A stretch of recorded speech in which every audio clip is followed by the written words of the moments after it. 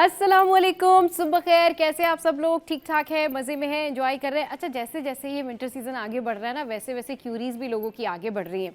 और क्यूरीज़ क्या हैं? क्यूरीज़ ये हैं कि भाई फैशन में क्या इन है, फिर क्यूरीज़ ये हैं कि खाने क्या पकाएं, फिर क्यूरीज़ ये हैं कि सेहत का ख्याल कैसे रखें, स्किन का ख्याल कैसे रखें।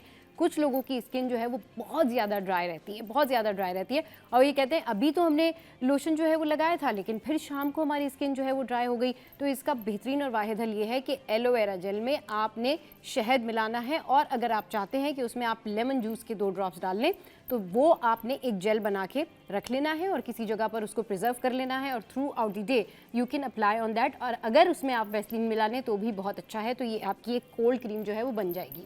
अच्छा जी, शो के आगाज़ में बात करते हैं कि जो इन्फेंट्स होते हैं, न्यू बॉर्न होते हैं, माएँ उनके हवाले से बहुत ज़्यादा परेशान होती हैं, या बहुत सारे लोगों को ये अवेयरनेस ही नहीं होती कि छोटे बच्चों के साथ सडन क्या प्रॉब्लम हो जाती है। 2 बातों का आपने ख्याल रखना है कि जो भी न्यूनेट्स होते हैं, इन्फेंट्स होते हैं, न्यू बॉर्न बेबीज़ होते हैं, या फिर छोटे बच्चे होते हैं, उनको आपने कहीं भी ठंड में नहीं लेके जाना। और छोटे बच्चों को कैसे कपड़े पहनाने चाहिए, छोटे बच्चों को कैसे कपड़े पहनाने चाहिए, इस हवाले से आज हम बात करेंगे। तो आज बताते हैं आपको कि छोटे बच्चों को आपको 3 लेयर में कपड़े पहनाने चाहिए।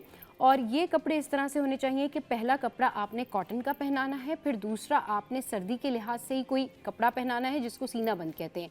सीना बंद उन कपड़ों को कहा जाता है जिसमें बच्चे को इतने टाइट या इस तरह के कपड़े पहनाए जाएं कि उसको सर्दी का असर ना हो। और तीसरा आपने वुलन क्लोथ पहनाना है ताकि वो सर्दी के असर से बच सकें। अच्छा जी, अब अगर छोटे बच्चों में ये सर्दी के असरात होते हैं और आप उनको ठीक से प्रॉपरली नहीं ड्रेसअप करते, इम्प्रॉपर ड्रेसिंग रखते हैं उनकी, तो फिर उसमें होता ये है कि उनको हाइपोथर्मिया हो जाता है।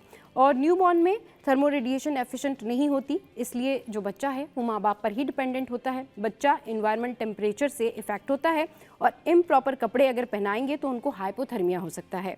टेम्परेचर लो हो जाने के चांसेस होते हैं। कम टेम्परेचर होगा तो बच्चे का टेम्परेचर फॉल करेगा, जिसकी वजह से कई सारी प्रॉब्लम्स हो सकती हैं, जैसे कि low sugar, cold, respiratory difficulty, नमूनिया, nasal congestion. तो बेहतर यही है कि मॉडरेट हीटिंग आप यूज़ करें। रूम का टेम्परेचर 25 से 28 होना चाहिए, इससे कम नहीं होना चाहिए। तो बच्चों को आपने सर्दी में कैसे कपड़े पहनाने हैं, इस हवाले से हमने आपको बताया। और अगर इम्प्रॉपर ड्रेसिंग होती है, कम कपड़े होते हैं बच्चों के, तो डेफिनेटली उनका जो सीना है वो इफ़ेक्ट होता है और उनको सडन बहुत सारे प्रॉब्लम्स हो सकते हैं।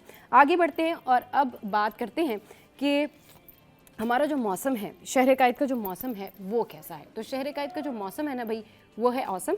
तो शहर का मौजूदा दर्ज हरारत 19 डिग्री सेंटीग्रेड है, महकमा मौसमियात का ऐसा बताना है। और हवा में जो नमी का तनासुब है वो है 30%। दुनिया के आलूदा तरीन शहरों में कराची 16वें नंबर पर मौजूद है, और हवा में आलूदा ज़रात की मिकदार 143 पार्टिकुलेट मीटर रिकॉर्ड की गई है। अच्छा जी, अब आगे बढ़ते हैं और जल्दी से आपके साथ में शेयर करते हैं कि ओवरऑल वेदर फोरकास्ट जो है वो क्या है। तो थोड़ी सी देर में हमारी स्क्रीन पर वेदर फोरकास्ट जो है वो पॉपअप हो जाएगी, और हम आपके साथ में शेयर करेंगे कि 11 बजे मौसम कैसा रहेगा और 12 बजे मौसम कैसा रहेगा। तो भाई ये मौसम की सूरत हाल है, 11 बजे 23 सेंटीग्रेड रहेगा, 12 बजे 26 सेंटीग्रेड रहेगा, और 1 बजे 27 सेंटीग्रेड रहेगा, और 2 बजे 28 सेंटीग्रेड रहेगा। मौसम को एंजॉय करना ना हर इंसान के लिए इस तरह से ज़रूरी है कि उसको पता चले कि मॉर्निंग वाइब्स क्या होती हैं। और जब आप सुबह सुबह उठते हैं, आप किसी भी शहर में रहें, किसी भी कंट्री में रहें, लेकिन अपनी जो सुबह जल्दी उठने की आदत है ना, उसको ख़त्म ना करें। हमारे लेजेंड्स, क्रिकेटर, एक्टर कहीं भी जाते हैं, सुबह जल्दी उठते हैं, और जिस जगह पर मौजूद होते हैं उस जगह की सुबह को ज़रूर एंजॉय करते हैं। बिल्कुल ऐसे ही शोएब अख्तर भी कर रहे हैं। हाँ जनाब, सुबह सुबह ऐसा क्या होता है कि सब कुछ अच्छा अच्छा लग रहा होता है, और आप जब सुबह को एंजॉय करते हैं तो वो कोई नहीं जानता कि उसमें क्या फीलिंग्स होती है। आगे बढ़ते हैं और अब कुछ बात कर लेते हैं हम कि सिटी अपडेट्स में हमारे पास एजुकेशन में क्या है। तो एजुकेशन में हमारे पास है कराची और अंदरूनी सिंध के प्राइमरी स्कूल्स में पहली बार तलबा के लिए सेहत सहूलतों का मंसूबा तैयार कर लिया गया है। स्टूडेंट अब आपकी हेल्थ के लिए हो रहे हैं अच्छे अच्छे इकदाम। अच्छा जी, शाइन ह्यूमैनिटी सिंध ने कराची और सिंध के देही इलाकों के प्राइमरी स्कूल्स में बच्चों को बिला मुआवजा तिब्बी सहूलतें फराहम करने का मंसूबा तैयार कर लिया है। This is very good thing. इसमें वैक्सीनेशन और बुनियादी तिब्बी खिदमात और बच्चों की ग़िज़ाई किल्लत और आयरन की कमी के मसाइल पर खुसूसी तवज्जो दी जाएगी। अच्छा जी, अब कुछ बात कर लेते हैं हेल्थ सेक्टर में क्या हो रहा है। तो जनाब हेल्थ के मामला तो कराची में वैसे आगे पीछे गड़बड़ रहते ही हैं, हॉस्पिटल्स के इश्यूज़ या फिर dengue virus and all that, but Karachi में सर्दी की शिद्दत बढ़ते ही बच्चों की बीमारियों में जो है वो अब इजाफा हो गया है। अच्छा, अब ये बीमारियाँ कौन सी हैं? ये बीमारियाँ हैं कि इन बीमारियों में अगर जो इजाफा है वो यही है कि नज़ला, ज़ुकाम, बुखार और सांस के मसाइल जो हैं वो ज़्यादा हो रहे हैं बच्चों में, और इस तरह से केसेस रिपोर्ट हो रहे हैं। और ये जो गवर्नमेंट चिल्ड्रन अस्पताल है इसमें बहुत ज़्यादा इस हवाले से रश है, तो वालिदैन को चाहिए कि रेगुलरली बच्चों का तिब्बी मुआयना कराएं और उनका ख्याल रखें। अच्छा, अब जो गोल्ड की कीमतें हैं वो क्या हैं? गोल्ड की कीमतें जनाब आलमी और मुकामी मार्केट में सोने की कीमत में कमी है। कल भी जो है सोने की कीमत में कमी थी, तो कितने लोग गए गोल्ड की चेन वगैरह ख़रीदने के लिए और गोल्ड के इयरिंग्स वगैरह लेने के लिए? आई एम श्योर कि आप लोग को जाना चाहिए जब सोना सस्ता हो जाए, क्योंकि इस वक्त से आपको फ़ायदा उठाना चाहिए। जो कीमतें हैं वो ओवरऑल इस तरह से हैं कि आलमी बाजार में सोना $10 सस्ता होकर $4,208 फी औंस तक गिर गया। 1 तोला सोना 1,000 रुपये सस्ता होकर 4,43,162 का हो गया, और 10 ग्राम सोना 858 रुपये सस्ता होकर 3,79,939 रुपये का हो गया है। 1 तोला चांदी 81 रुपये इजाफे से 6,085 रुपये की नई बुलंद तरीन सतह पर जो है वो कायम हो गई है।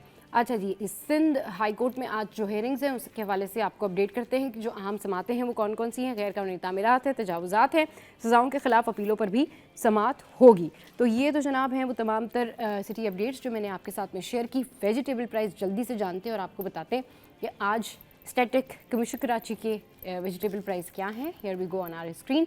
सबसे पहला हमारे पास कौन सा वेजिटेबल है, गैस करें आप। सबसे पहले हम किसके प्राइस बताने जा रहे हैं? टमाटर आ गया। टमाटर है 50 पर, अच्छा सॉरी टमाटर है 58 पर। अच्छा जी, आगे और क्या है? आलू है जी 46 पर। फिर उसके बाद हमारे पास क्या है? लहसुन 288 पर। फिर हमारे पास क्या है जी? अदरक 299 पर। फिर वी हैव गाजर 81 पर। फिर उसके बाद तुरई है 138 पर। दैन वी हैव लौकी 81 एंड व्हाट वी हैव फूल गोभी 40। और उसके बाद जो है हमारे पास क्या है? उसके बाद है खीरा 69 पर। अच्छा, and then what we have next? भिंडी है 253 पे। एंड मज़ीद हमारे पास कौन सा वेजिटेबल है? प्याज जो है वो है 81 पर। तो ये तो हो गए हमारे vegetable price. Now we will talk about currency rates. Currency rates जो है वो जल्दी से आपके साथ में शेयर करते हैं, फिर बढ़ेंगे टॉप स्टोरीज़ की जानिब। तो करेंसी रेट्स जो है वो थोड़ी सी देर में हम आपको बताते हैं। और ये है ऑस्ट्रेलियन डॉलर 187, ये है कैनेडियन डॉलर 212, फिर ये यूरो है 329, कोईती दिनार जो है वो 921 पर है। एंड नेक्स्ट क्या है हमारे पास जी? नेक्स्ट है हमारे पास यूके पाउंड 375, फिर हमारे पास सऊदी रियाल है 75, फिर हमारे पास यूएई दिरहम है 77, और फिर यूएस डॉलर है 283। तो ये तो हो गए जी हमारे करेंसी रेट्स। अब बताते हैं आपको कि आज की जो टॉप स्टोरीज़ हैं वो क्या है। आज की टॉप स्टोरी जो है अगेन वही स्टोरी है जो नीपा चौरंगी पर हादसा हुआ, उसकी जो अपडेट्स है, उसकी जो डेवलपमेंट है वो आपके साथ में शेयर करते हैं। और ये नीपा चौरंगी वाक़या मेयर कराची की मुआफ़ी और इंतज़ामी नाकामी का एतराफ़, इट्स अ बिग डेवलपमेंट। इस हवाले से अपने शो में मज़ीद करेंगे बात। अच्छा जी, अब आपको बताते हैं कि मेयर कराची की इब्राहिम के अहल खाना से मुलाकात, उनके घर गए और उस हवाले से बातचीत की। इसकी क्या इनसाइड स्टोरी है ये भी आपको बताएंगे हम न्यूज़ सेशन में। आगे बढ़ते हैं और अभी आपको बताते हैं कि नीपा हादसे का असल जिम्मेदार डंपर साबित, सीसीटीवी फुटेज ने हकीकत जो है वो बेनकाब कर दी। इस हवाले से भी इस स्टोरी पर बात करेंगे कि असल जिम्मेदार है कौन। अच्छा जी, एक और अफसोसनाक वाकया, दिल दहला देने वाला वाकया, कराची में कारी का 6 साला बच्चे पर बदतरीन तशद्दुद, सर की हड्डी टूट गई। इस हवाले से बात होगी डिटेल में न्यूज़ सेशन में। अच्छा जी, अब आपको बताते हैं यूनिवर्सिटीज़ के हवाले से कि सिंध की सरकारी जामियात के तमाम मुलाजमीन की डिग्रियों की HEC से तस्दीक का हुक्म। डाव यूनिवर्सिटी में 10 मुलाजमीन की जाली डिग्रियां सामने आने के बाद सिंध असम्बली की पब्लिक अकाउंट कमेटी ने सूबे की तमाम सरकारी जामियात के मुलाजमीन की डिग्रियों की 3 माह में HEC से तस्दीक कराने की हिदायत जारी कर दी है। अच्छा जी, नेक्स्ट आपके साथ में शेयर करेंगे कि कराची में दूध के तमाम नमूने मुज़र सेहत करार। अच्छा जी, इसके अलावा इसके ऊपर होगी बात। कमिश्नर कराची ने सिंध हाई कोर्ट को बताया कि शहर से लिए गए दूध के तमाम नमूने PSQCA के मुताबिक इंसानी इस्तेमाल के लिए मुज़र सेहत पाए गए हैं। ये हैं आज की टॉप स्टोरीज़ और इनकी डिटेल पर होगी बात। एक छोटी सी ब्रेक के बाद मैं भी यहाँ पर टी ब्रेक ले रही हूँ और आप भी थोड़ा सा ब्रेक ले लें, फिर करेंगे इन मसाइल पर गुफ्तगू और हमारे करस्पॉन्डेंट हमें ज्वाइन करेंगे। Stay with us, keep watching city at 10। Welcome back. और अब बात करेंगे क्या सर्द मौसम में फालिज का खतरा बढ़ जाता है, इसके कितने चांसेस हैं, क्या रिस्क है। लेकिन अगर थोड़ा सा लाइफस्टाइल के ऊपर बात कर लें तो यहाँ पर मैं अपने मेहमानों को इंट्रोड्यूस कराने से पहले आपसे पूछना चाहूँगी कि सर्दियों में आप कितनी एक्सरसाइज करते हैं, सर्दियों में जो है वो आपकी एक्टिविटी क्या होती है। बहुत सारे लोग ये करते हैं कि सर्दियों में, जैसे सर्दियों का सीज़न आता है तो वो बस अपने ब्लैंकेट्स में बैठे रहते हैं, उठे, उन्होंने खाना खा लिया, थोड़ा सा खाना पका लिया, फिर कोई एक्टिविटी कर दी। लेकिन इसके बहुत सारे ऐसे कॉजेज़ होते हैं जिस वजह से स्ट्रोक आता है, या फिर आपको प्रॉब्लम होती है, आप स्टक होते हैं, आपका स्पीच में प्रॉब्लम होती है, बहुत सारी चीज़ें होती हैं।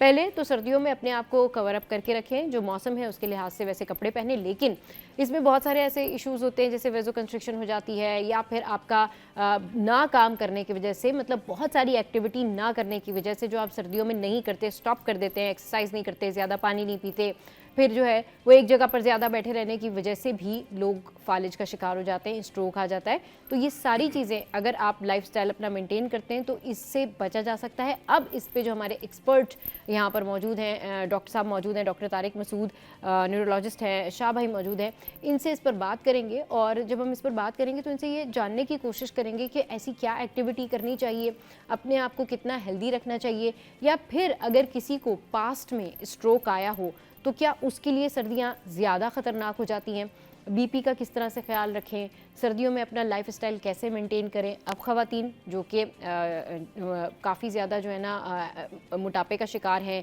या बीमारियों का शिकार हैं, या सुस्ती है, काहिली है, तो उससे निकल के इस स्ट्रोक से बचने के लिए अपनी लाइफ को कैसे मेंटेन करें, इस पर बात करने के लिए मैंने आपको बताया कि हमारे साथ हमारे पैनलिस्ट मौजूद हैं, शाह भाई और डॉक्टर तारिक मसूद। अस्सलाम वालेकुम, वेलकम टू द शो। कैसे आप लोग, ठीक ठाक हैं? अच्छा जी, डॉक्टर साहब से जो है वो स्टार्ट करते हैं। डॉक्टर साहब, किस तरह से जो है वो बचा जा सकता है, किस तरह से जो है वो अपना लाइफस्टाइल मेंटेन किया जा सकता है कि ये फालिज का जो ख़तरा है वो ना हो, या फालिज किसी सूरत भी किसी के ऊपर अटैक ना करे? बिस्मिल्लाह। सबसे पहले तो मैं आपका मशकूर कि आपने मुझे मदऊ किया जी। उसके बाद ये है कि बुनियादी तौर पे फालिज को समझना ज़रूरी है कि फालिज होता क्या है। हाँ। जिस तरह हार्ट अटैक होता है, इस तरह ही जो है दिमाग की खून की नालियों में जो है या रुकावट आ सकती है या नाली फट सकती है। हाँ। अब इसके जो असबाब होते हैं उसमें एक बड़ा सबब एक ब्लड प्रेशर होता है। ठीक।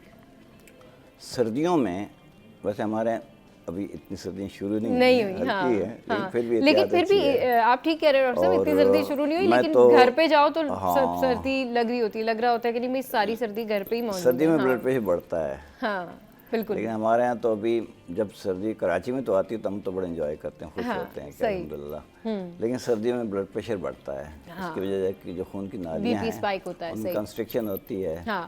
और कुछ थोड़े असबाब और भी होते हैं कि सर्दियों में जब मौसम अच्छा होगा तो बंदा खाए पिएगा, अब नाश्ते में पाए खाएगा और जो है बाकी दिन में इस तरह अच्छी अच्छी खुराकें मज़े की खुराकें खाएगा।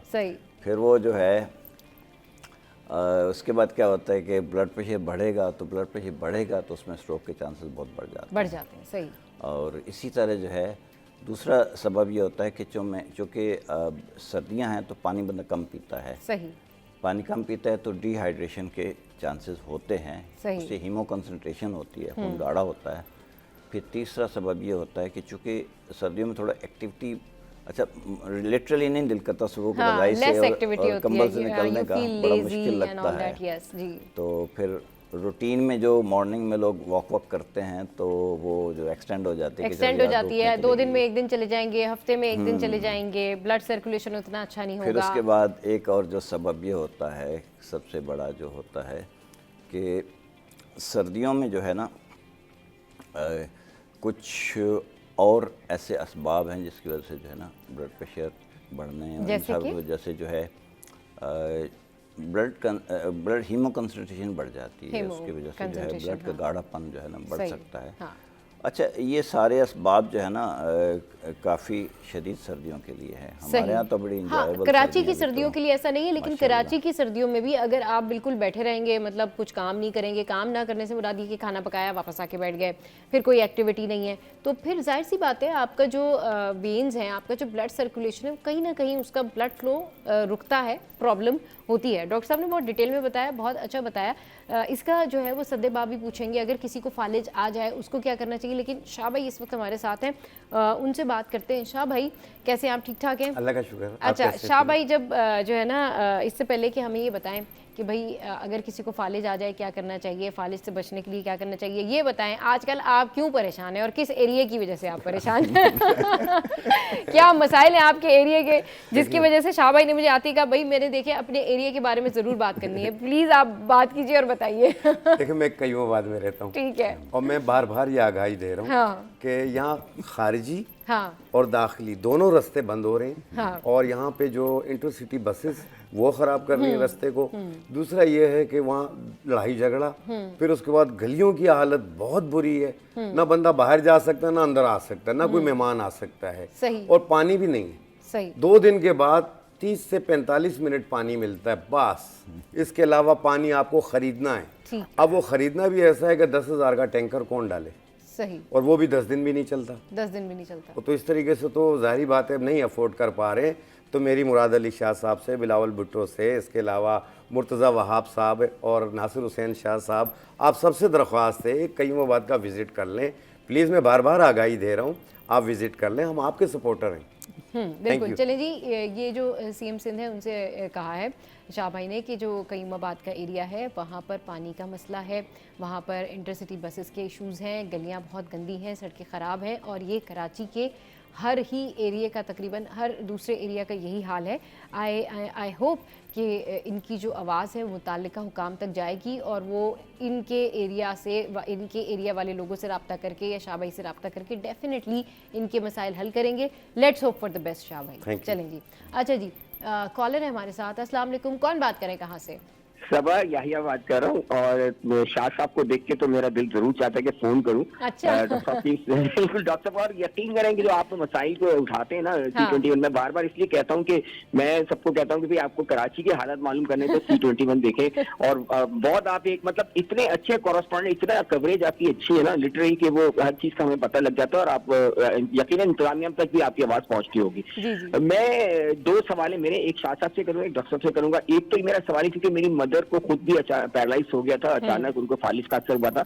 इसमें डॉक्टर सबसे बड़ी इंपॉर्टेंट बात यह कि हम लोग को ब्लड प्रेशर मॉनिटरिंग करना कितनी जरूरी है, क्योंकि ऑल ऑफ अ सडन जब आपका बहुत ज्यादा हाई ब्लड प्रेशर हो जाता है तो फिर आप उसके बाद उसको रियलाइज करते हैं, जब आपकी सिम्टम्स आ रहे होते हैं आप उस वक्त गौर नहीं करते और फिर एकदम अचानक आप मरीज बन जाते हैं, फालिज अटैक हो जाता है। और दूसरा कोई एक जो अगर किसी को फालिज हो जाए तो सुना है वो एक इंजेक्शन कहीं लगता है कि अगर विद इन टाइम पीरियड अगर पहुंच जाए तो इंजेक्शन लगने से आपकी बेहतरी आ जाती है। ये मुझे मत है। और एक तो शाह साहब, तो मैं हमेशा बात करता हूँ, शाह साहब के पास एक जड़ी बूटी है जो ब्लड प्रेशर को कंट्रोल करती है, उसके बारे में जरूर बताइएगा। Thank you. ठीक है जी, बहुत शुक्रिया कॉल करने के लिए। डॉक्टर साहब, इनके सवाल का जवाब जो है वो हम एक छोटे से ब्रेक के बाद फिर शामिल करेंगे और आपको बताएंगे आपके तीनों सवालों का जवाब कि भाई इनका क्या आंसर है। Let's take a short break here.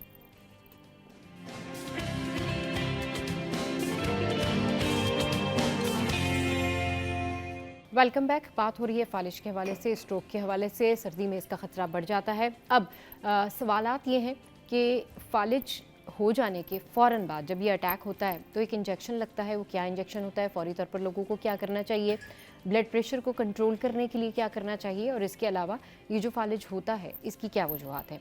तो फालिज हो जाने के फ़ौरन बाद ही जो इंजेक्शन लगता है डॉक्टर साहब, या फौरी तौर पर जो कुछ करना चाहिए वो क्या होता है और क्या करना चाहिए? ये बहुत ही अच्छा सवाल किया जो भी हजरत हैं उन्होंने। सवाल इसमें ये है कि सबसे पहले आवाम को आगाही होनी चाहिए कि फालिज की अलामात क्या हैं।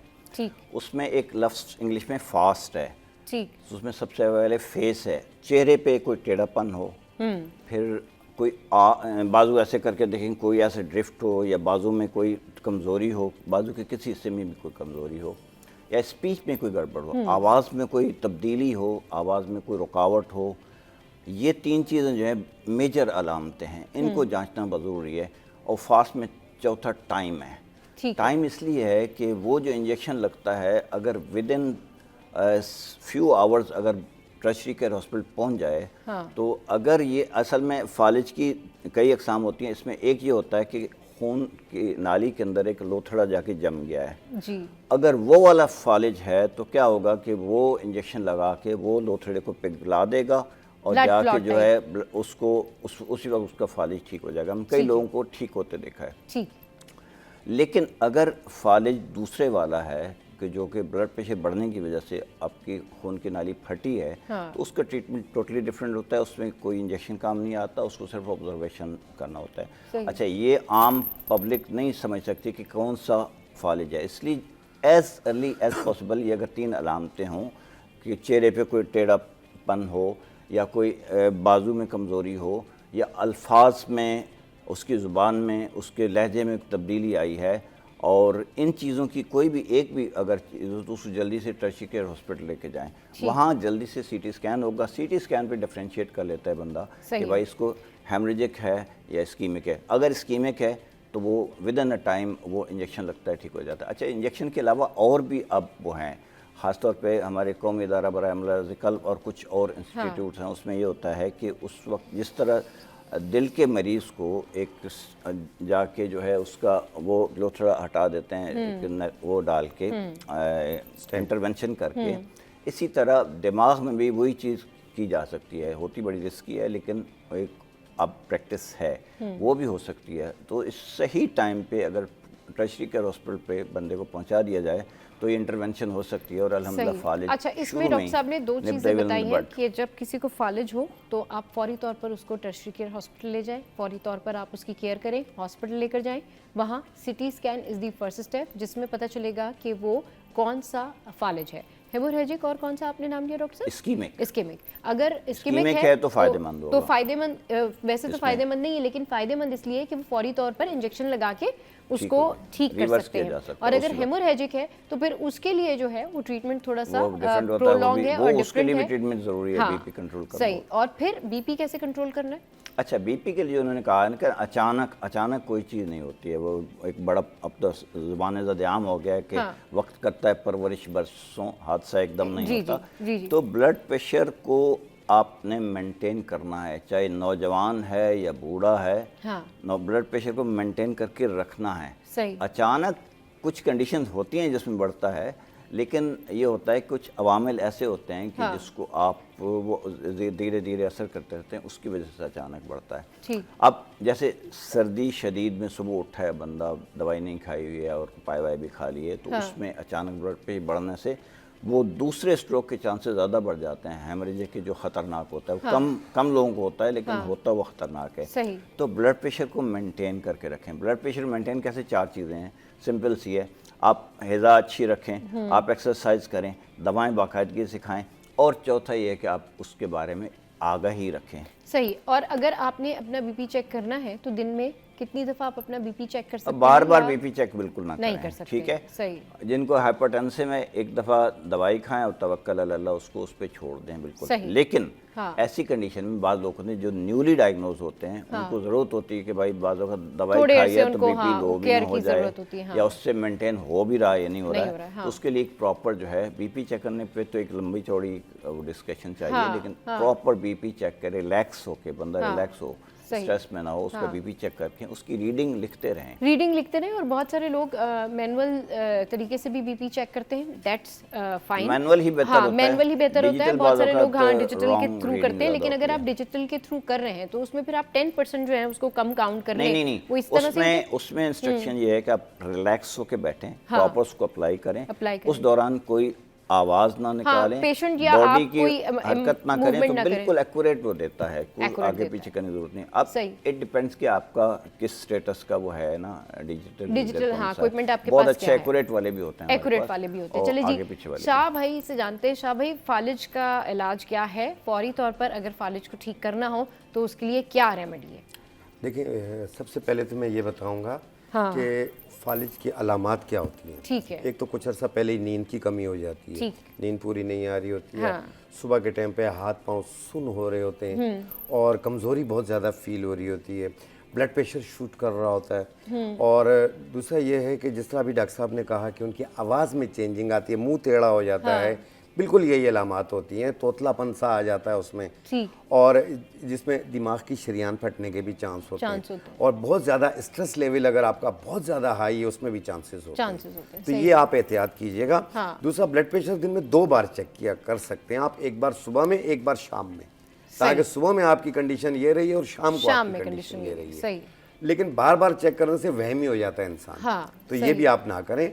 और अपनी अगर डॉक्टर की मेडिकेशन यूज़ कर रहे हैं तो प्लीज़ उसमें एक दिन का भी नागा ना कीजिए और अपने डॉक्टर के मशवरे से ही उस दवाओं में रद्दोबदल करें, खुद से ना करें। खुद से ना करें, बिल्कुल। हाँ। एक ब्लड प्रेशर को कंट्रोल करने के लिए एक लकड़ी आती है असरोल के नाम से, इसका दूसरा नाम है छोटी चंदन। छोटी चंदन, छोटी चंदन।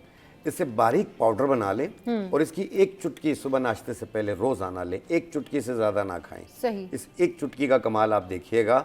आप अपनी मेडिकेशन जारी रखते हुए ये इस्तेमाल करना, जो कहते हैं ना मेरा 170 180 से नीचे आता ही नहीं है ब्लड प्रेशर, आप देखिएगा इससे ब्लड प्रेशर आपका कुछ दिनों में 120/80 पे आ जाएगा, बच्चों वाला हो जाएगा। जब ब्लड प्रेशर बिल्कुल कंट्रोल हो जाए फिर अपने डॉक्टर से ही मशवरा करके अपनी जो डॉक्टर की मेडिकेशन है उसमें रद्दोबदल कर सकते हैं, उसमें रद्दोबदल कर सकते हैं। ये भी। और अगर आपको फालिज हो गया है, याद रखिएगा घर बैठ के उस पर कोई टोटका ना करें, कोई ऐसी हरकत ना करें, बहुत सेंसिटिव होता है, फौरी उसे अपने करीबी डॉक्टर के पास पहुंचा, फौरन से करीबी डॉक्टर के पास जाना चाहिए। अच्छा, अगर किसी को स्ट्रोक आ जाए तो कितनी देर में डॉक्टर के पास पहुंचना जरूरी है? एक कोई सर्टेन टाइम लिमिट है कि भाई इतनी देर में अगर पहुंच जाते तो? देखिए 1 घंटे के अंदर अंदर पहुंच जाए तो ज्यादा बेहतर है। अच्छा, ठीक है। वरना आगे रिस्क बढ़ता जाएगा। सही, ठीक है ना। तो इसमें यह है कि हॉस्पिटल भी आपका तकरीबन आधा घंटा 1 घंटे की फासले अगर आपको खुदा न खास्ता कभी ऐसे स्ट्रोक की शिकायत हो तो फौरन से आप डॉक्टर के पास जाएं। कॉलर ने हमें ज्वाइन किया है। अस्सलाम वालेकुम, कौन बात करिए, कहाँ से? चले जी। अच्छा सबा, एक चीज़ और बताऊंगा। अक्सर लोग बच्चों को वैक्सीनेशन नहीं लगाते, हिफाजती टीके नहीं लगाते। अच्छा, ठीक है। जब ये वक्त बढ़ता जाता है तो एक मर्ज है GBS, जनरल बॉडी सिंड्रोम कहलाता है। जनरल बॉडी सिंड्रोम, उसमें यह है कि पूरी बॉडी नकारा हो जाती है। बच्चा स्कूल गया था, वापस आया, कांप रहा है और उसकी बॉडी आस्ते आस्ते नकारा होती जाती है। एक फालिज टाइप का हो जाता है। ये पोलियो नुमा बीमारी होती है, लेकिन सेम लाइक फालिज होता है। ये एक एक चीज़ ख़त्म हो रही होती है, एंड ऐसा आ जाता है सिर्फ वो देख रहा होता है, बात भी नहीं कर पाता। अच्छा, ये 24 48 36 ऐसे घंटों के अंदर बढ़ता जाता है बॉडी में, तो ये GBS कहलाता है। अगर ऐसी भी अलामात हों तो प्लीज अपने डॉक्टर के पास फौरी जाइएगा। चलिए, GBS के बारे में डॉक्टर साहब से भी पूछेंगे। अभी कॉलर ने हमें ज्वाइन किया है। अस्सलाम वालेकुम, कौन बात करिए, कहाँ से? मैं फरीदा बात कर रही हूँ। वालेकुम सलाम, करूँगी 5:30 पे। जी पूछिए, क्या पूछना चाहेंगी? जी, मेरे 4 डॉक्टर से सवाल है। मेरा पैरों में दर्द रहता है बहुत ना जी, घुटनों में दर्द रहता है और मेरे वजन भी थोड़ा बढ़ा हुआ है। अच्छा, कब से आपको दर्द हो गए? 5-6 महीने से ज्यादा हो गए। अच्छा जी, ठीक है, ओके फरीदा जी। डॉक्टर साहब, बैन का सवाल मैंने समझ लिया। उससे पहले मैं एक करेक्शन बहुत ज़रूरी है कि GBS जो गुल्लन बेरी सिंड्रोम होती है, उसका फालिज से कोई ताल्लुक़ नहीं होता इस तरह के फालिज से, वो टोटली डिफरेंट है। हाँ, वैक्सीनेशन के बाद हो सकती है और वायरल इन्फेक्शंस के बाद हो जाती है, सिंपल डायरिया वायरिया होता है उसके बाद हो जाती है। उसके अलामतें ये होती हैं कि कुछ दिन के बाद जो आपका क्या होता है, जिस्म का निचला धड़ जो है वो कमज़ोर होना शुरू होता है। और इसमें जो है टिपिकल जो है उसको डायग्नोसिस करना बहुत ज़रूरी होता है कि उसके 1 महीने में उसकी प्रोग्रेस यूँ होती है, एक स्टेटस होता है, 1 महीने बाद ठीक हो जाती है। बाद में कॉम्प्लिकेशन होती है कि अगर वो वीकनेस आपके रेस्पिरेटरी मसल तक पहुंच गई है तो फिर उसमें डेथ के चांसेस होते हैं, अल्लाह ताला रहम फरमाए। लेकिन उसमें ट्रीटमेंट होता है, उसमें ट्रीटमेंट बड़ा कामयाब ट्रीटमेंट है वो भी, लेकिन उसका फालिज से कोई ताल्लुक नहीं है। चलिए जी। अच्छा शाह भाई, आप क्या रेमेडी लेकर आए ये ज़रा बताएं। हाँ जी बिल्कुल। देखें, अक्सर लोगों को प्रोस्टेट ग्लैंड्स की प्रॉब्लम हो जाती है। सही। और यूरिन का रुक रुक के आना, हुदूद बढ़ गए हैं, और बाज़ लोगों को UTI यूरिट्रिक इन्फेक्शन भी हो जाता है। तो ये प्रोस्टेट ग्लैंड्स को नॉर्मल करती है और साथ में UTI को भी ख़त्म करती है। तो लेकिन ये 1-2 दिन नहीं इस्तेमाल करने से 3-3.5 महीना यूज़ करना होता है। फ़ायदा आपको 5 दिन में हो जाएगा। जो चीज़ 5 दिन में काम ना करे वो 5 साल में भी नहीं करेगी। ठीक है। आपने 1 गिलास पानी लेना है और इसमें 1 चम्मच ये गोखरू बूटी लेनी है। गोखरू बूटी सही। और ये दूसरी है ये बहुफली बूटी, सही, ये भी 1 चम्मच के बराबर। ऐसे 1 गिलास पानी में रात को डिप कर दें, रात भर पड़ा रहे। सुबह के टाइम इसे चम्मच के साथ ऐसे शेक करें, फिर छान के इसे फेंक दें, इसका पानी पी लें। सही। ये 1 टाइम रोजाना करना है और ये कंटिन्यू कुछ अर्सा यूज करना है। और याद रखिएगा, प्रोस्टेट डायबिटिक पेशेंट को भी होता है, आम इंसान को भी होता है, 45 साल बाद किसी को भी हो सकता है। सही। तो ये इस्तेमाल कर सकते हैं, ये बेज़रर चीज़ है। और अगर कोई डॉक्टर की दवा ले रहे हैं तो प्लीज़ उनका मशवरा भी जारी रखिएगा और वो दवाएं डॉक्टर के मशवरे से रद्दबदल कीजिएगा, खुद से ना कीजिए। खुद से नहीं करनी है, बिल्कुल। और जब आप खुद से सेल्फ मेडिकेशन करते हैं ना तो वो बहुत ज़्यादा हार्मफुल हो जाती है। बहुत सारे लोगों को अगर कोई भी प्रॉब्लम होती है तो वो ये कहते हैं घर में ये चीज़ है, ये चीज़ अप्लाई कर लेते हैं, ठीक है, फॉर द टाइम बीइंग अगर आपको कोई चीज़ रिलैक्स कर रही है तो ठीक है, मगर आपको डॉक्टर को दिखाना चाहिए। कॉलर ने हमें ज्वाइन किया। अस्सलाम वालेकुम, कौन बात करे, कहाँ से? पहले वाली का दे दें। अस्सलाम वालेकुम, कौन बात करे, कहाँ से? अच्छा जी, जैसे कॉलर लाइन पे आएंगे फिर हम बात करेंगे। हमारी पहले वाली खातून ने सवाल किया था, बड़ा अच्छा था कि उनका फरीदा वेट नाम ज़्यादा था, है, हाँ, वेट हाँ। ज़्यादा है और जोड़ों में दर्द होता है। देखें, इसके एक तो पहलू ये है कि जो आपकी बाकी घर में ख़वातीन हैं जिनकी उम्र अभी उतनी नहीं है, तो उनको आप इस तरह मतलब उनकी काउंसलिंग करें कि देखें जब वेट बढ़ जाता है तो फिर वॉक भी नहीं कर सकता, तो उनको उस उम्र से अर्ली लाइफ से ही उसकी वॉक की और एक्सरसाइज की आदत डालें। दूसरा, कुछ एक्सरसाइज ऐसी हैं जो जिनका वेट ज़्यादा है, चल फिर नहीं सकते, वो बैठ के भी कर सकते हैं। मसलन एक चेयर पे आप बैठें और आप तसव्वुर करें कि कोई जो है हैवी आप वो कर रहे हैं, वॉक कर रहे हैं, तो सिंपल आप इन बाजुओं को हिलाएंगे और जिस तरह बंदा तेज़ तेज़ वॉक करता है ना, एक चेयर पे बैठ के वो भी कर सकते हैं। दूसरा ये कि कुछ स्टैटिक साइकिलिंग वाली आती हैं, वो भी कर सकती हैं। और जोड़ों के दर्द के लिए सर्दियों में थोड़ा बढ़ जाता है, उसका बेसिक ये थीम यही है कि दवाएं ज़्यादा ना खाएं। दर्द कम करने वाली दवाएं जो है आपके गुर्दों पे असर करती हैं, हाँ। वो दवाएं जो जोड़ों के दर्द को ठीक करती हैं, प्रॉपर रिमेटोलॉजिस्ट से रब्ता करके वो खाएं, और वजन कम करें। चलिए जी, एक और कॉलर ने हमें ज्वाइन किया है। अस्सलाम वालेकुम, कौन बात करें, कहाँ से? वालेकुम सलाम, मैं अक्सा बात कर रही हूँ रावलपिंडी से। जी अक्सा, मेरा क्वेश्चन ये था कि मेरे ना गले में बलगम रहती है और जिसकी वजह से मुझे पट्ठों का इशू भी है और घुटनों में भी दर्द है, उसका कोई हल बता दें। ठीक है जी, ओके। डॉक्टर साहब, गले में भी दर्द है जी, बड़ा कॉमन सी सिम्टम्स हैं आपकी। हाँ। और जो है पट्ठों में दर्द के लिए होता है कि अब अगर तो आप ओवरवेट हैं, हाँ। तो वो उसकी अलग ट्रीटमेंट है, और बहुत दुबली पतली हैं तो फिर उसको, जिनके मसल्स कमज़ोर होते हैं उनको पट्ठों में दर्द होता है। ज़्यादातर हमारे विटामिन डी की कमी होती है, कैल्शियम मैग्नीशियम की कमी होती है, प्रिपरेशन ले लेंगी और फिजियोथेरेपी करें और एक्सरसाइज करें, ठीक हो जाएंगी। गले के दर्द का जहाँ तक है वो मौसमी होता है, उसके सिंपल शुरू में हरारे किया करें और सादा सी दवाएं इस्तेमाल करके ठीक हो जाता है। कितना लंबा चौड़ा इनका इंशाल्लाह। देखिए, जिनके भी गले में दर्द रहता है, गले में बलगम गिरता है, गला इसकी वजह से ख़राब हो जाता है, बुखार सा फील होता है, सुस्ती काहली भी फील होती है, इसको ठीक करने के लिए आपने सिंपल, हमारी जड़ी बूटियों में आती है बनफशा के पत्ते, अच्छा, बरगे बनफशा, इसकी 1 चम्मच सवा कप पानी में डाल के उबाल लें, कहवा बन गया। 1 कप सुबह, 1 कप शाम, सिर्फ 3 दिन पी लें, ठीक है। और बच्चों को 2 चम्मच सुबह, 2 चम्मच शाम पिलाएं। आप देखिएगा गला भी ठीक हो जाएगा, बलगम खांसी भी दूर हो जाएगी, हाँ। और ये जो छींकें शुरू हो जाती हैं ये भी सही हो जाएंगी। ये भी एक चीज़। जी जी। दूसरी चीज़, मुझे बोलने का मौका तो, वरना मैं रोने शुरू हो जाऊंगा। नहीं हम आपको ही बोलने का मौका दे रहे हैं, जी बोलिए। अच्छा, एक जो जोड़ों के दर्द का बता रहे हैं, जैसे हाँ। जोड़ों में गैप आ जाता है, घुटनों में टक टक की आवाज़ आती है, घुटना कभी सूज जाता है, कभी नॉर्मल, आर्थराइटिस पेन, इसमें कार्टिलेज कम हो जाता है, तो उसको ठीक करने के लिए हमारी जड़ी बूटियों में आता है अश्वगंधा, जिसे असगन नागौरी कहते हैं। इसमें विटामिन B12, B6 पाया जाता है, सही। और सफ़ेद मूसली, इसमें विटामिन D पाई जाती है, हाँ। और इसमें सत्तावर डालेंगे, इसमें विटामिन K पाया जाता है। ये तीनों चीज़ें 50-50 ग्राम, और सूरजजान शीरी जो है वो 20 ग्राम, इनको मिला के बारीक पाउडर बना लें। 1 चम्मच सुबह, 1 चम्मच शाम, 1 कप दूध या पानी से, ये कंटिन्यू 2-3 महीने यूज़ करना है। जिससे मैंने पहले बताया कि दर्द में इन चीज़ों में 5 दिन में काफ़ी आराम आ जाएगा। इसको रोकिएगा नहीं, से डायबिटिक पेशेंट भी और हाई बीपी वाले भी ले सकते हैं। चलिए जी, बहुत शुक्रिया शाह भाई, बहुत शुक्रिया डॉक्टर साहब हमारे शो पर आए, और आज हमने बहुत सारे ऐसे मसाइल के ऊपर गुफ्तगू की जो सर्दियों में वाकई लोगों को बहुत ज़्यादा तंग करते हैं। शो में यहाँ वक्त है एक ब्रेक का, ब्रेक के बाद वापस आएंगे, फिर करेंगे बातें जी विंटर सीजन में जो ड्रेसेस हैं वो कैसे बनाए जाएँ, और अच्छे और सस्ते ड्रेसेस आप कैसे बनवा सकते हैं। क्या वाकई ऐसा कोई डिज़ाइनर है जो इतने अच्छे मशवरे दे और स्टिच भी करके दे। हम यहाँ पर ब्रेक लेंगे, ब्रेक के बाद वापस आएंगे, फिर मिलवाएंगे आपको एक ऐसे ही डिज़ाइनर से।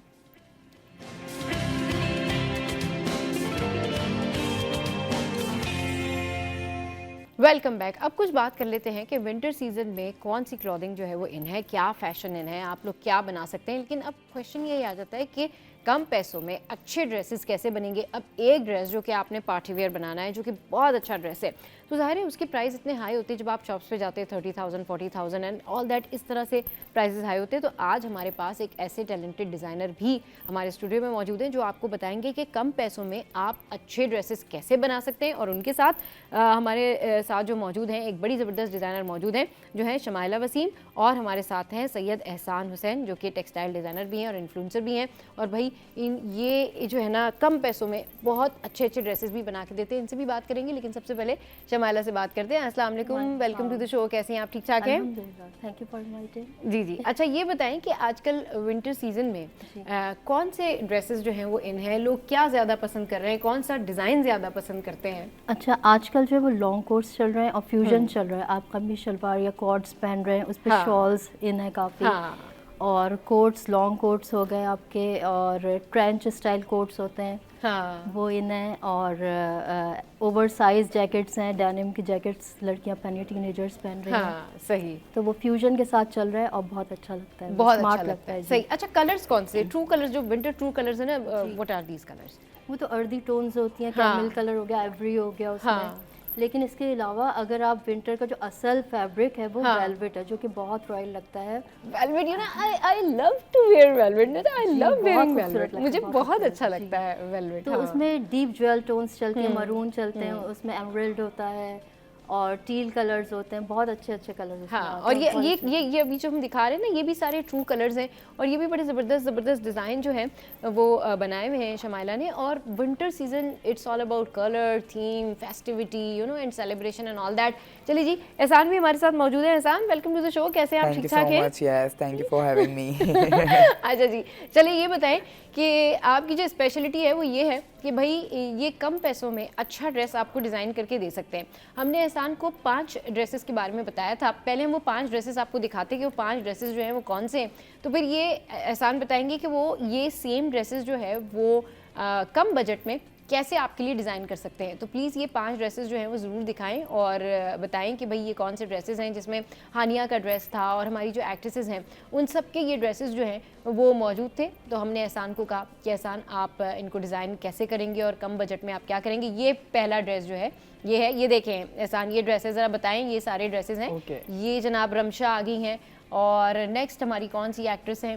ये दाना नीर हैं और बड़ा ज़बरदस्त इनकी ये जो ड्रेसिंग है ये लग रही है। अच्छा जी, ये आ गई है मावरा और ये इन्होंने लॉन्गॉन के साथ जो है वो ऑफ शोल्डर ड्रेस पहना हुआ है। अब ये है किंजा। और जनाब ये सारे ड्रेसेस जो हैं वो कितने बजट के हैं और इनमें कितना बजटिंग होती है, इस हवाले से एहसान से बात करते हैं जी। ओके, सो बेसिकली अब ये होता है कि आप, क्योंकि हम पाकिस्तान में रहते हैं, हमें ये होता है कि सस्ते में वो चीज़ बन जाए जो कि हम 1-2 दफ़ा पहन लें, क्योंकि उससे ज़्यादा पहनने में चीज़ें आती नहीं है। तो हम लोग ये कर सकते हैं कि अब जाहिर सी बात है वो डिज़ाइनर है, वो अच्छा कपड़ा यूज़ कर रहा है, सब कुछ कर रहा है, वो एग्जैक्ट कपड़ा यूज़ कर रहा है। हम उसमें ये कर सकते हैं कि हम उसमें थोड़ा कपड़ा चेंज कर सकते हैं। लाइक अगर आपका जैसे उसने कोई रॉ सिल्क यूज़ करी है तो आप उसको चेंज करके कोई और सिल्क की फॉर्म यूज़ कर सकते हैं। तो ये वाली चीज़ें उसके अंदर आ जाती हैं, फिर आपकी कॉस्टिंग कटती रहती है। लाइक अगर जैसे कोई पूरी फॉर एग्जाम्पल हम बात करें, एम्बेलिशमेंट हो गई, कुछ हो गया, तो उसको हम वो करके आजकल रिप्लेसमेंट की नेक लाइंस आ गई हैं बहुत अच्छी अच्छी मार्केट में, पूरी बनी बनाई सो वो हम नेक लाइंस पे जा सकते हैं, वो बहुत रियल लुक देती है। सो वो हम एक लुक भी हमारा चेंज ना हो, हम कट्स पे वो कर सकते हैं कि हम वो एग्जैक्ट बनवा लें, टेलर से बना लें, ये वाली चीज होती है। अच्छा, अभी ये जो हानिया ने ब्लू कलर की ड्रेस पहनी हुई है, मैक्सिमम आपके ख्याल में इसकी एक्चुअल प्राइस क्या होगी जो हानिया ने ड्रेस पहनी हुई है, और आप इसको कितने पैसों में बना सकते हैं? ये होगी कोई 1 लाख से तो खैर ऊपर की। अच्छा ठीक है, लेकिन हम उसको चेंज करके कर सकते हैं 15 to 16 to 17,000। अरे वाह भाई, ये हानिया की 1 लाख की ऑलमोस्ट ड्रेस होगी, जिसको जो एहसान है वो 15 to 16,000 में बना सकते हैं। जी, राइट, अच्छा चलिए जी, ये देखिए हमने आपको एक ऐसे डिज़ाइनर से मिलवाया है जिसको अगर आप कांटेक्ट करें ना तो आपका बजट भी कम लगेगा और कपड़े भी आपके ज़बरदस्त डिज़ाइन हो जाएंगे। अच्छा, फिर ये इशू नहीं आएगा कि लोग ये कहेंगे कि नहीं जी ये फैब्रिक जो है इसकी थोड़ी सी क्वालिटी चेंज हुई है, या फिर उसको आप कैसे इम्प्रूव कर सकते हैं through other design and embellishment and all that, या whatever the carrying style and all? अच्छा, हम ये करेंगे कि हम फैब्रिक को जो है वो चेंज करेंगे, लेकिन दूसरे फैब्रिक से चेंज करेंगे। हम ये नहीं करेंगे कि उस फैब्रिक का सस्ता वाला घटिया वाला फैब्रिक यूज करें। दैट्स फाइन, दैट्स फाइन, बिल्कुल हम उसी फैब्रिक को रेप्लिकेट कर देंगे किसी और फैब्रिक से जो कि आपको पहनने में भी मजे का लगे और बहुत सारे फैक्टर्स देख के हम कर सकते हैं। अब गाउन है तो गाउन में हम जा सकते हैं कि गाउन के अंदर हम कर सकते हैं कि सैटिन सिल्क का गाउन बना दें जो कि बहुत प्यारा लगेगा और वो बहुत सस्ता भी कपड़ा होता है, लाइक 250 रुपए गज का कपड़ा होता है। तो वो हमारा एक गाउन पूरा बन गया। हम कटिंग्स वैसी करवा सकते हैं, स्टिचिंग पे हम पैसा लगा सकते हैं, स्टिचिंग पे पैसा लगा, ये वाली चीज है। क्योंकि मुझे ऐसा लगता है कि स्टिचिंग अगर अच्छी है ना तो वो 200 रुपए का कपड़ा भी जो है ना 10 लाख का बन सकता है। ये जो बात की है ना एहसान ने, आई एग्री विद दिस कि अगर आपकी स्टिचिंग अच्छी है और आपको कपड़े कैरी करना आते हैं तो आपका 10,000 का ड्रेस भी 1 लाख का लगता है। Will take a short break here, break के बाद आएंगे फिर वापस इस पर बातें करेंगे।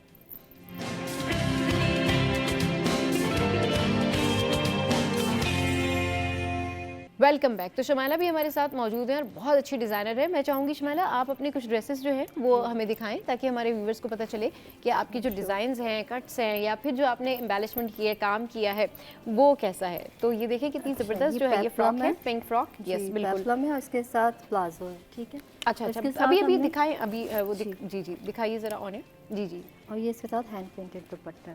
अच्छा, ये हैंड पेंटेड दुपट्टा फॉर्मल है और बहुत विद इन द बजट बन जी। इसका नीचे जो काम है ना वो दिखाइए, ये प्यारा लग रहा है नीचे। हाँ, प्यारा लग रहा है, बिल्कुल सही कह रही है। अच्छा जी, और ग्रीन कलर जो है ना वो जरा दिखाइए जी। ये फर्शी शलवार के साथ है। हाँ, अच्छा, ये फर्शी शलवार के साथ है, ठीक, हैंड पेंटेड, ठीक है। ये इसकी फर्शी शलवार है, इस पे भी हैंड पेंट है और एम्बेलिशमेंट है, और ये इसका दुपट्टा हैंड पेंट। अच्छा, सही। चलें जी, ये फर्शी शलवार जो है ना ये लग तो बड़ी प्यारी है। इसका दुपट्टा जरा दिखाएं। इसके दुपट्टे पे आपने हैंड वर्क किया हुआ है ना, बहुत प्यारा लग रहा है। हैंड पेंट के साथ हैंड वर्क है। हाँ, जरा ये देखें, ये इसका जो हैंड वर्क है ये बड़ा प्यारा लग रहा है।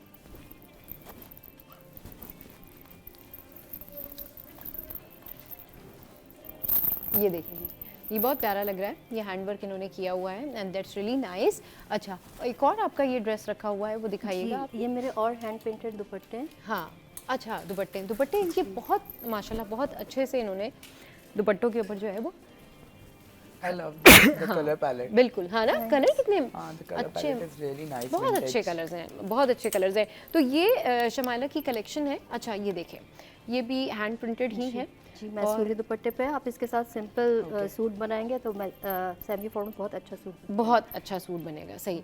अच्छा जी, चलें जी, ये ज़बरदस्त जो है कलेक्शन है जो हमने शमाइला की आपके साथ में शेयर की। अच्छा शमाइला, हमारे रेफरेंस से आपके पास कोई भी आएगा तो उसको कुछ डिस्काउंट वगैरह? मैं डिस्काउंट दूंगी। मेरे ये है ड्रेसेस और ये विंटर के लिहाज से मेरा लॉन्ग कोट है, ठीक है। आगे ये स्रोस के लगे हुए और बैक पे पूरी हैंड पेंटिंग है। अच्छा जी, ये बैक पे देखें, ये हैंड प्रिंटिंग है और फ्रंट पे अच्छा जी, ये स्टोन्स लगाए हुए हैं जी। आप इसको किसी ब्लैक सूट के साथ कॉट के साथ पेयर करें तो बहुत अच्छा लगता है, किसी भी जो आपको सी ग्रीन कॉट के साथ भी बहुत अच्छा लगेगा। सही। चलें जी, प्लीज़ बैठें। और ये कलेक्शन जो है शमाइला की हमने आपके साथ में शेयर की, और इसी तरह के जो टैलेंटेड डिज़ाइनर होते हैं ना, ये वाकई में बड़ा अच्छा डिज़ाइन कर होते हैं कपड़ों को, और जब आप जाते हैं तो आपको बहुत रीज़नेबल पड़ता है। अपार्ट फ्रॉम दैट कि जब आप बड़े बड़े आउटलेट्स पे जाते हैं और कपड़े लेते हैं तो ये आपको बहुत रीज़नेबल लगते हैं। ऐसा ये आइडिया कैसे आया कि कम पैसों में भी लोगों को कपड़े बना के दिए जा सकते हैं? और आपने तो जो है वो सेलिब्रिटीज़ के जितने भी ड्रेसेस थे उनके हवाले से भी काम किया कि चले जी इसको भी कट डाउन करके इसके प्राइस जो है वो कम पैसों पे एज इट इज़ कैसे बनाया जा सकता है? अच्छा, सो बेसिकली सबसे पहले ये आइडिया आया कि मैंने सेलिब्रिटी के ही कपड़े सबसे पहले बनाए थे जो कि बहुत कॉस्ट कट डाउन करके बनाए थे। सही। लेकिन उनके पास एक लिमिटेड बजट था और उसके अंदर उन्हें अपने ड्रामा की वार्डरोब बनानी थी। राइट। सो सबसे पहले जो मैंने जिंदगी में टारगेट लेके ड्रेस बनाया था वो 5,000 रुपए का बनाया था, चिकनकारी का पूरा ड्रेस।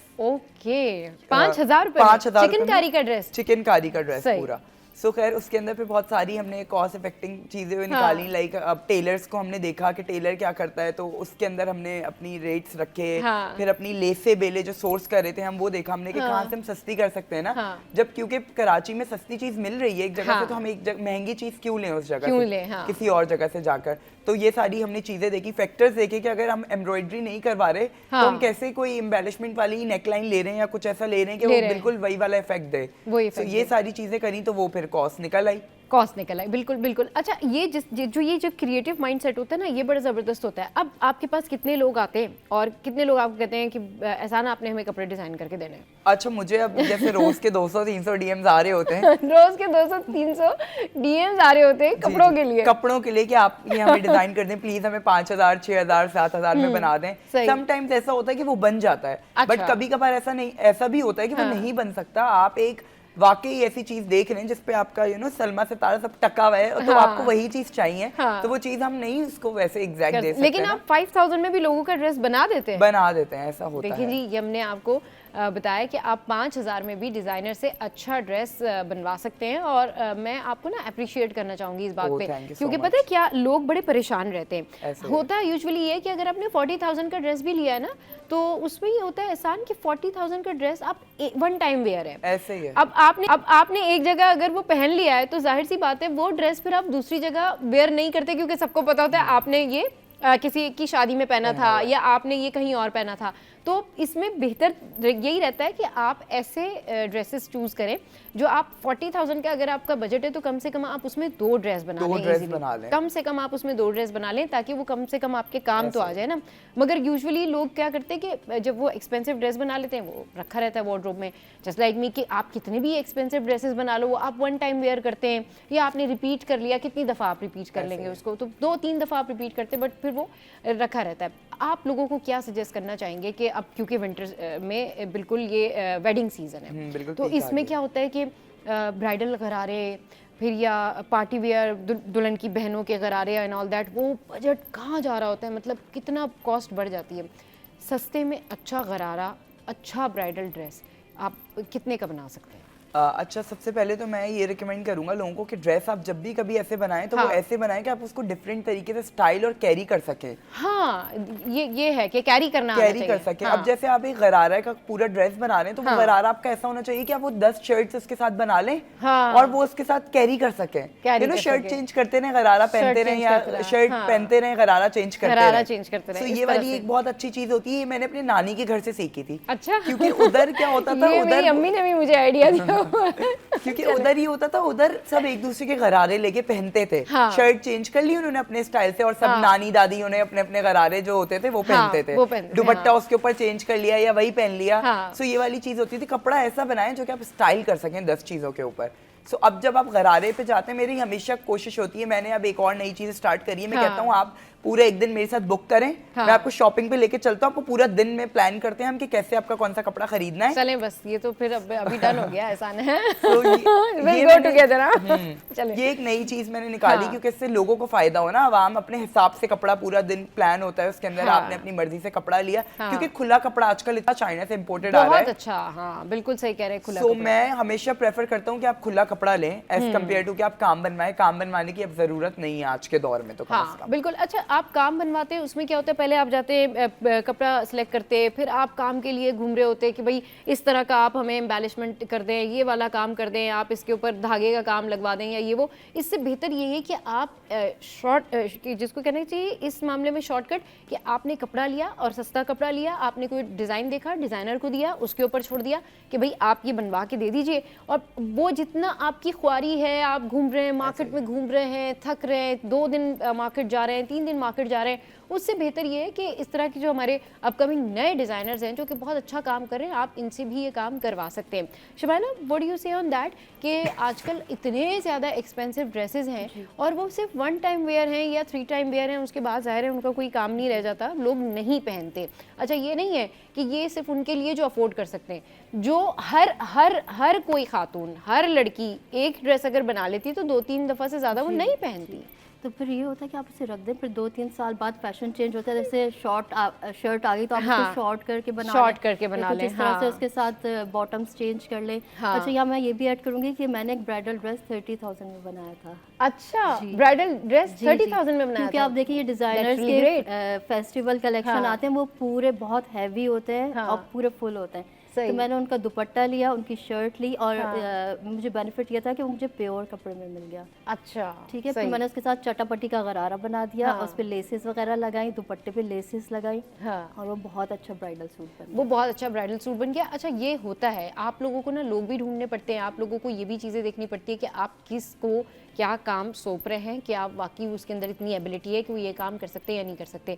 अच्छा ये बताएं, ये तो ब्राइडल ड्रेस की बात हो गई, वेडिंग सीजन की बात हो गई, जो पार्टीज़ में अगर जाना है, गाउन पहनने हैं और मज़े मज़े के ड्रेसेस पहनने हैं, अब वो अब पता है वो तुमको भी कि कितने वो एक्सपेंसिव होते हैं और उसको फिर कैरी करना, और फिर उसके साथ बहुत सारी और भी चीज़ें होती हैं जो कि ड्रेस को एक्सपेंसिव कर देती है। आपने क्लच भी लेना है तो हाई हील्स भी लेनी है, तो मज़े की ज्वेलरी भी लेनी है, तो अगर ड्रेस में थोड़ी सी कॉस्ट कम हो जाएगी तो बाकी चीज़ें आ जाएंगी, वो कितने में बन जाता है पार्टी गाउन? अच्छा, जैसे पार्टी गाउन हो गए, जैसे हम ये किंजा और इन लोगों के देख रहे थे जो गाउन्स थे पूरे, गाउन्स थे, हाँ। तो उसके अंदर मैं आपको कह रहा था कि हम सैटिन सिल्क यूज कर लें, जो कि ना एक बहुत ही अच्छा सा ग्लोई इफेक्ट देगी जब आपका फ्लैश पड़ेगा एंड ऑल दैट। उसके अंदर फिर दूसरी चीजें होती हैं कि अब जब आप गाउन बनाते हैं तो उसमें कपड़ा बहुत ज्यादा लगता है, बहुत ज्यादा लगता है, हाँ। तो ये वाली चीजें होती हैं, तो वो जब आप कपड़े पे वो करते हैं ना थोड़ा सा कॉम्प्रोमाइज, लाइक आप कपड़ा भी अच्छा ही ले रहे हैं बट आप उसको चेंज कर रहे हैं, उसका ऑल्टरनेटिव कर रहे हैं। अच्छा, उसमें एहसान ऐसा भी होता है ना कि आपकी अपनी पर्सनैलिटी भी होती है कि अगर कपड़ा थोड़ा सा है, उसके अंदर थोड़ा प्रॉब्लम है, थोड़ा फैब्रिक आपको लग रहा है कि यार उस टाइप का नहीं है, लेकिन फिर आपकी अपनी पर्सनैलिटी वहाँ जो है ना वो शो होती है कि आप उसको कैरी कैसे करते हैं, क्योंकि कपड़े पहनना एक पूरी साइंस है और कपड़ों को पहन के कैरी करना भी, इसके पीछे भी एक साइंस है। इस पर फिर कभी बात करेंगे कि कपड़े कैसे कैरी करने चाहिए और आप क्यों स्टाइलिस्ट के पास जाते हैं, क्योंकि वो आपके अंदर ये सेंस प्रिवेल करते हैं, आपको ये बताते कि how to carry the dress, और इसीलिए ये ड्रेस डिजाइनर होते हैं। बहुत शुक्रिया शमाइला, बहुत शुक्रिया एहसान, आप हमारे शो पर है। शो का टाइम एंड अप हो गया है और आज के शो का फीडबैक हमारी सोशल साइट पर जरूर दीजिएगा। हंसते रहिए, मुस्कुराते रहिए, कीप वॉचिंग सिटी एट 10।